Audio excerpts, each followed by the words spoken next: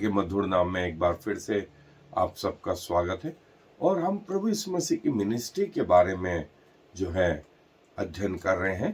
और हमने देखा था कि गलील प्रभु यीशु मसीह की मिनिस्ट्री का मेन जो है जिला कहें, स्टेट कहें, और उसमें भी महत्वपूर्ण जो हिस्सा है वो कफरनहूम। हालांकि प्रभु जो है नाजरत में 30 साल पले बड़े, लेकिन सेवा का जो केंद्र था वो कफरनहूम और गलील की जो झील थी उसके किनारे प्रभु ने अपनी सेवा आरंभ करी। और कफरनहूम ही वो जगह थी जहां पर जो है बहुत सारे आश्चर्य कर्म, प्रभु की शिक्षाएं प्रभु ने यहां दी। और जो है कफरनहूम जो है डिटेक्ट किया गया, और प्रभु के जो लोग हैं वो आज भी कफरनहूम में जाते हैं। कई सभागृह हैं और महत्वपूर्ण एक बड़ा सभागृह भी है जहां प्रभु ने शिक्षा दी और सब्त के दिन एक जो है व्यक्ति को चंगा किया। तो बजाय लोगों ने प्रशंसा के प्रभु पे ये दोष लगाया कि ये आश्चर्य कर्म जो है सब्त को क्यों, तो प्रभु ने भी कहा यदि तुम्हारा कोई बैल या तुम्हारा कोई जानवर गिर जाता है तो क्या तुम उसे सब्त के दिन नहीं उठाते हो। ये मनुष्य तो जानवरों से उत्तम है। सब सो और क्या बातें इस कफरनहूम में आए मेरे साथ अध्ययन पे। प्रभु जो है कफरनहूम में अपनी सेवा जो है, गलील जो है क्षेत्र है, कफरनहूम उसमें वो स्थान है। और ऐसा कहा जाता है कि प्रभु ने अपना मिशन यहां से आरंभ करा। और नए नियम में जो है प्रभु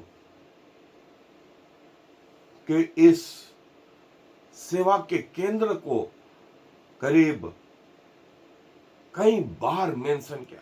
और प्रभु ने जो अपने 12 चेलों को चुना वो इसके उत्तरी हिस्से में, वो गलील के झील के किनारे, इसे कफरनहूम को टाउन ऑफ जीसस, प्रभु का शहर भी कहा जाता है। और जो है जैसा मैंने बताया ये गलील के उत्तर में है।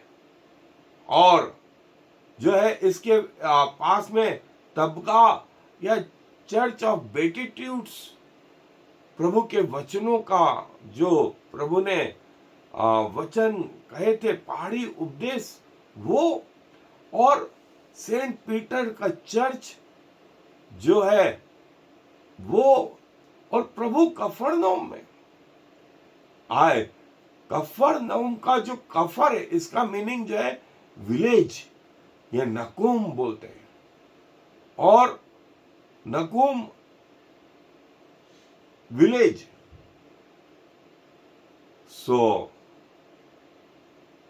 कफरनहूम का जो एंट्रेंस है वो जो है ऐसा एंट्रेंस जहां पर प्रभु ने प्रवेश किया। और हालांकि छोटा शहर था, ये नाजरत और यरूशलेम जैसा नहीं था, लेकिन प्रभु की सेवा का केंद्र बिंदु था। और प्रभु जो है बैतलहम में पैदा हुए, लेकिन बड़े नाजरत में। और यूहन्ना बपतिस्मा दाता जो है यरदन किनारे जो है वो बपतिस्मा देता था। तब प्रभु जो है नाजरत में आए, और नाजरत के लोगों ने प्रभु का इनकार कर दिया, तो प्रभु कफरनहूम गए। और प्रभु कफरनहूम से जो है यरूशलेम, और यहीं पर यरूशलेम में प्रभु का क्रूस पे चढ़ाया जाना, उनका गाड़ा जाना और उनका पुनरुत्थान होना, वो यहां था। लेकिन कफरनहूम वो जगह थी जहां प्रभु की मिनिस्ट्री काफी कुछ करी गई। और जो है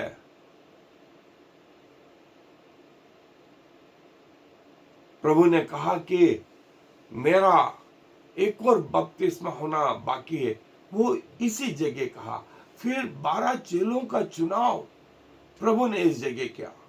और जो है यहूदा इस्करियोती है, वो इस्करियोत जिसने वो थोड़ा सा यहां से दूर है, करीब कफरनहूम 50 बार नए नियम में आया है ये शब्द। और जो पहले स्थान पर है वो यरूशलेम। यरूशलेम के बाद में यदि किसी का नाम ज्यादा बार आया तो वो कफरनहूम रहा है। और प्रभु ने अपनी टीचिंग, प्रीचिंग, अपनी जो है हीलिंग, अपनी मिनिस्ट्री, यहां पर प्रभु ने पानी के बारे में, जहाजों के बारे में, मछलियों के बारे में, और प्रभु ने इस जगह रहना भी पसंद करा। और हेरोद अंतिपास जो था, वो जिसने प्रभु के पीछे चलने वाले लोगों को प्रताड़ित करा था और जिसने यूहन्ना बपतिस्मा दाता को मरवा डाला था, वो भी इस जगह था। हेरोद फिलिप था जिसने आरंभिक मसीहों को जो है यहां पर परेशान किया था। और ये वो इलाका था जहां पर बहुत सारे यहूदी रहते थे। और प्रभु के समय में जो है जो एंट्रेंस था इस गांव का, वो आज के स्पेस शटल के जैसा दिखता है। और जो है कई चर्चेस इज़राइल के जो है वो यहां पर पाए गए जो डिस्ट्रॉय किए गए। और बाद में फिर उन्हें आधुनिक तरीके से बनाया गया। और जो चर्च है वो ऑक्टेंगल से 8 कोण वाले चर्च जो है, जिसका फ्लोर जो है ग्लास का, और जिसे हाउस ऑफ सेंट पीटर भी कहा जाता है। और ये वो जगह थी जहां पर पहले कलीसिया के लोग जो है इकट्ठा हुए थे, इसलिए इसको डोमस एक्लेसिया, यहां पर पतरस का घर जो है, जिसको इंसुला सार्का या होली क्वार्टर के नाम से उपाधि दी गई, जिसका घर जो है यहां पर पाया जाता है। और पतरस की सास को प्रभु ने ठीक किया था यहां पर। और जो है यहां पर कई प्लास्टर्स जो है बताते हैं कि ये वो कैसी जगह थी। और करीब 5वीं शताब्दी में जो चर्च है वो बनाया गया था। और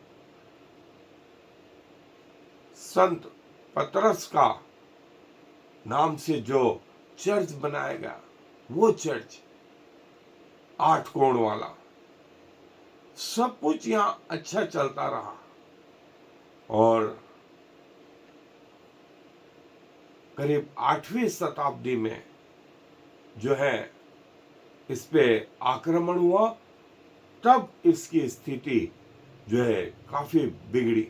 और जो यहाँ सिनेगॉग या सभागृह थे, वो कई सभागृह थे, लेकिन जो है उसमें से कई बाद में बनाए गए।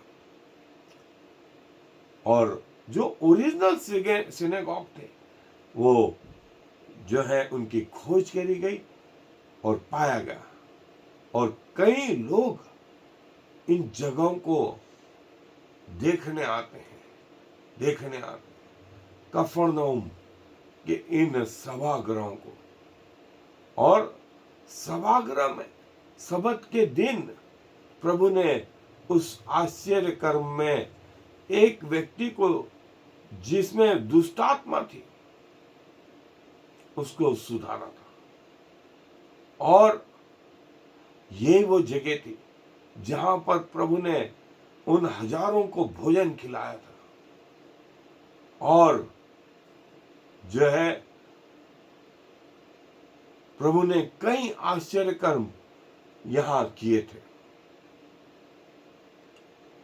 कफरनहूम जो है कई सालों तक जो है सुरक्षित रहा, लेकिन 8वीं शताब्दी में मुस्लिम आक्रमण के कारण ये लगभग डिस्ट्रॉय जैसा हो गया, और एक बड़ा भूकंप इस सन में आया, 749वें सन में आया, और काफी कुछ ढह गया।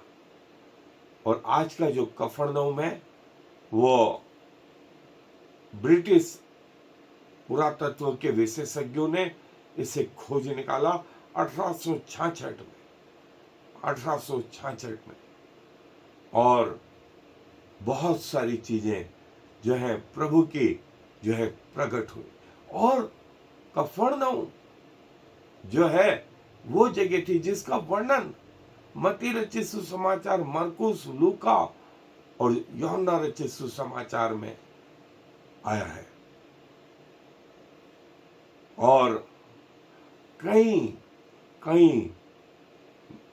जो है आश्चर्य कर्म इस जगह पे प्रभु ने किए हैं, जैसे याईर की लड़की को जिलाना, और उस व्यक्ति में से दुष्ट आत्मा निकालना, और उस लकवा ग्रसित व्यक्ति को, जिनको 4 व्यक्तियों लेकर के आए और छत खोल करके प्रभु के सामने उतारा, वो कफरनहूमी जगह थी।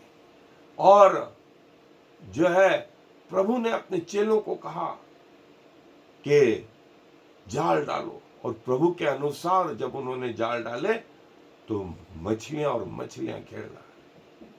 और प्रभु ने पतरस से भी कहा अपने टैक्स के विषय में कि झील में जा, बंसी डाल, और जो मछली मिलेगी उसके मुंह में एक सोने का सिक्का, जो तेरे और मेरे दोनों के लिए भर दे। और जो है वो सूबेदार का जो सेवक था, उसको भी प्रभु ने यही सुधारा। कई आश्चर्य कर्म जो है प्रभु ने किए हैं इस जगह में। और देखें, गलील में कफरनहूम, गलील की झील में ये उत्तर का हिस्सा यहां है, और ये मगदेला, ये तिबरियास, ये कुर्सी, और जो है ये माउंट ऑफ बेटिट्यूड्स, काना, नाजरत। और कफरनहूम में जो बाद में सभागृह मिले, इन सभागृहों को देखने के लिए कई लोग अभी भी जाते हैं, जहां प्रभु ने अपनी शिक्षाएं दी, प्रभु ने लोगों को उन बीमारियों से छुड़ाया। और जो है कफरनहूम वो जगह थी जहां प्रभु ने ये सब आश्चर्य कर्म किए। और जो है झील के किनारे जबूलून और नप्ताली का क्षेत्र, कफरनहूम, और कफरनहूम से यरूशलेम की ओर प्रभु कई बार आए। और ये जो है ये यरदन नदी गलील की झील से जो यरदन नदी चलती है तो डेड या मृत सागर में मिलती है। और जो है ये वो गलील की झील और यहां से वो यरदन नदी निकलती है और फिर वो जो है मृत सागर में गिरती है। कफरनहूम ये इलाका उत्तरी क्षेत्र में जो पतरस का भी घर था, चेलों को यहीं पर प्रभु ने बुलाया और पतरस की नाव में बैठ करके प्रभु ने यहीं से प्रचार करा। ये वो जगह थी जहां पर प्रभु ने अपने लोगों को जो 5,000 के लगभग थे वो रोटी और मछली खिलाई थी। ये कफरनहूम वो जगह है, ये कफरनहूम वो जगह है। सो कफरनहूम में प्रभु ने जो आश्चर्य कर्म करे उसकी लिस्ट मैंने आपको बता दी। जो शिक्षाएं दी प्रभु ने उन उसके बारे में बताया हमने। और ये कफरनहूम जो है उससे ये यरूशलेम, उससे बैतसबा और नाजरत और ये सब गलील का हिस्सा, ये गलील का हिस्सा। कफरनहूम द टाउन ऑफ जीसस ऐसा बोलते हैं, प्रभु यीशु मसीह का शहर। और प्रभु जो है यहां अपनी सेवा को आरंभ करते हैं और प्रभु की सेवा गलील के इस क्षेत्र में कफरनहूम में इतनी ज्यादा हुई, इतनी ज्यादा हुई।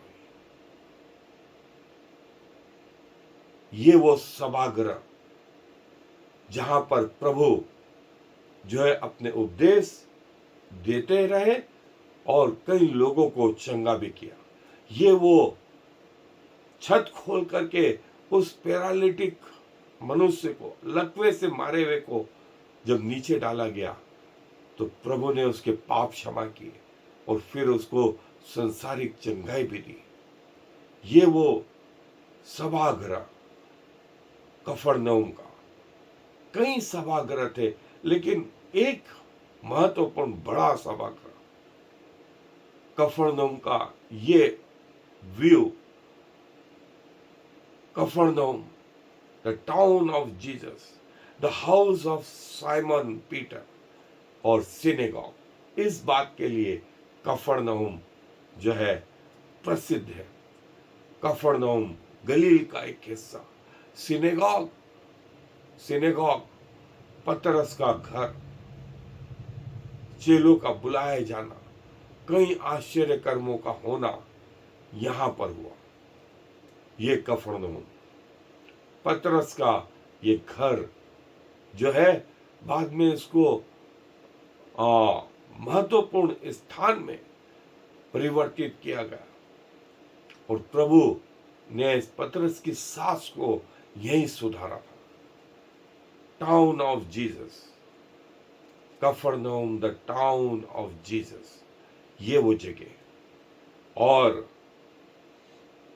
जब वो कफरनहूम में आए तो याजकों, महायाजकों ने उसकी खोज में यहां पर भी वे लोग आए और प्रभु ने अपनी सेवा यहां पर आरंभ करी, यहां से आरंभ करी।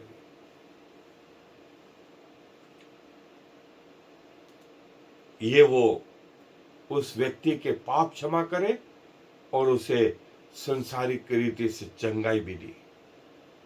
ये कफरनहूम में प्रभु के भिन्न भिन्न कार्य, भिन्न भिन्न कार्य। और जो है ये प्रभु जो नाजरत से कफरनहूम की ओर है और ये रास्ते में सब ये हिस्से आज पढ़ते हैं। ये आज का जो है ये रास्ता जहां से प्रभु चल कर गया है, प्रभु कफरनहूम में। और ये गलील की झील और कफरनहूम का ये स्थान, इसके पीछे देखें आप लेबनान उत्तरी बॉर्डर है, सीरिया जो उत्तर पूर्वी बॉर्डर है इजराइल की, और ये इजराइल है। सो प्रभु के समय में ये स्थिति थी, ये स्थिति थी, और प्रभु जो है यहां पर अपनी सेवा देते रहे।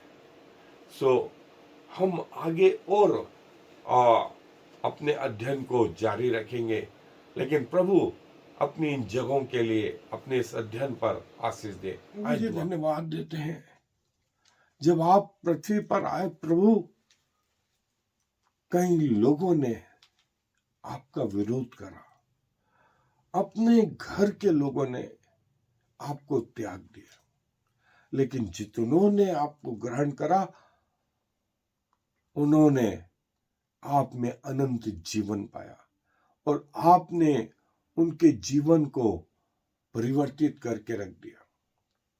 और प्रभु आपने जो कार्य करा, हम आपके सामने झुकते हैं पिताजी, अपना हृदय अपने घुटने झुकाते हैं, अपने हाथों को फैलाते हैं कि प्रभु आपने अपनी दया उन विरोधों के बावजूद नहीं छोड़ी, अपना प्रेम उन विरोधों के बावजूद नहीं छोड़ा, और प्रभु आप जो है अपनी सेवा में लगे रहे। हमें भी साहस दें पिताजी कि हम विपरीत परिस्थितियों में भी आपके प्रति वफादार रहे, क्योंकि सारा आदर आपको देते हुए इस विनती को प्रभु यीशु मसीह के नाम से मांगते हैं, आमीन। और फिर Shema Yisrael Yahweh Eloheinu Yahweh Echad. Hear, O Israel, the Lord is our God, the Lord alone.